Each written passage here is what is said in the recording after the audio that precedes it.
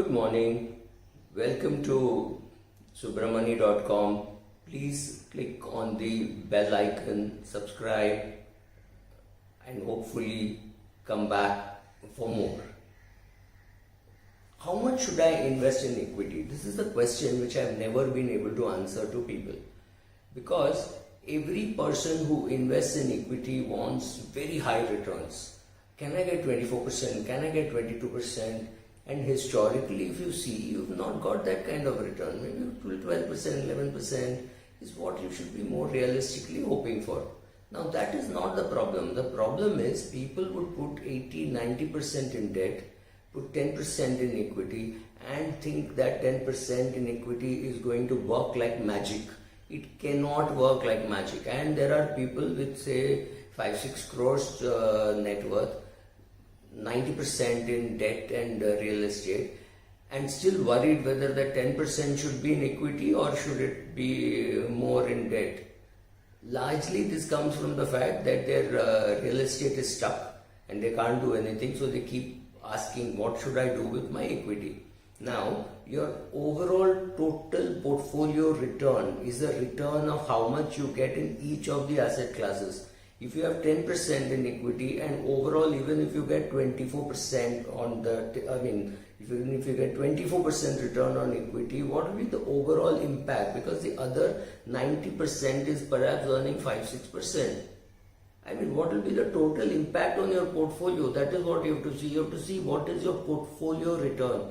And to enhance the portfolio return, you have no choice but to be in equity. And I am speaking this exactly at a time when the market is not doing too well. But then when the market is not doing too well, it may be the greatest time to do your asset allocation, and with a lot of guts, knowing fully well that the next year or two could be bad for equities. But you never know, the liquidity position all over the world could dramatically increase its equities. We have no clue how the equity market will behave. Logically speaking, equity market should not go up. The signals are not good. Country is still in a lockdown. We do not know when it will open up. However, the market seems to be responding very differently. Market is saying, oh, the minute the lockdown is lifted, the country is going to run. It is going to be like a 18-year-old with full vigor. I have no clue what the market is going to do. But I am very clear about one thing. If you want outsized returns on your portfolio, you have got to be in equity. And now you will be flooded with people saying last 10 years equity has underperformed PPF, last 10 years equity has underperformed an ultra short bond fund. You can torture data to get whatever you want, but you have to largely believe that equities will give good returns in the long run. I have 20 years to go, or I have 15 years to go. I know in these next 15 years, cash would be the worst asset to hold, and equity would perhaps be the best asset to hold. However, I may occasionally book profits. If I find 1 year when I got 60% return, I may remove some of the excess and put it into some other fund, which could be like a hybrid fund or a debt fund with less fluctuation, knowing fully well that that 60% jump could be followed by another 30% jump.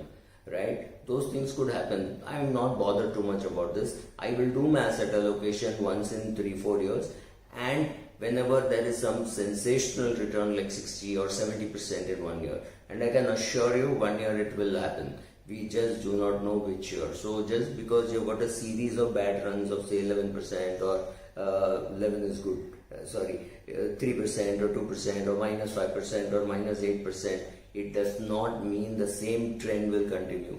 To break this trend, there will be 1 year of a 60% return or a 80% return. Since we do not know which will be that year, we need to be in equities and worry less about the negative returns that equity gives, because we know that one day it will come and wipe this out. So continue your SIP, increase your asset allocation. If you're young, you have to be 80-90% in equity, because remember, your own PF is also going into debt, mostly into debt. So we've got an excessive debt assets orientation. Don't do that. You need an equity orientation.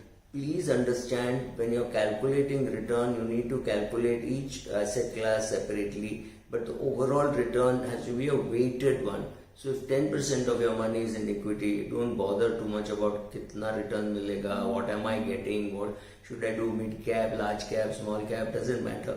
First of all, you have to increase your allocation to equity. After that, you can get talking about should I be in large cap, mid cap, small cap. If 10% of your money is in equity, don't bother too much. Put money in an index fund and you can sleep peacefully. It's not going to impact your total overall portfolio performance, because what is going to impact it is what is the lion's share asset that you have. So if 60% of your money is in real estate, it is the real estate return which is going to drive the total return, not equity, which is just 10%, right?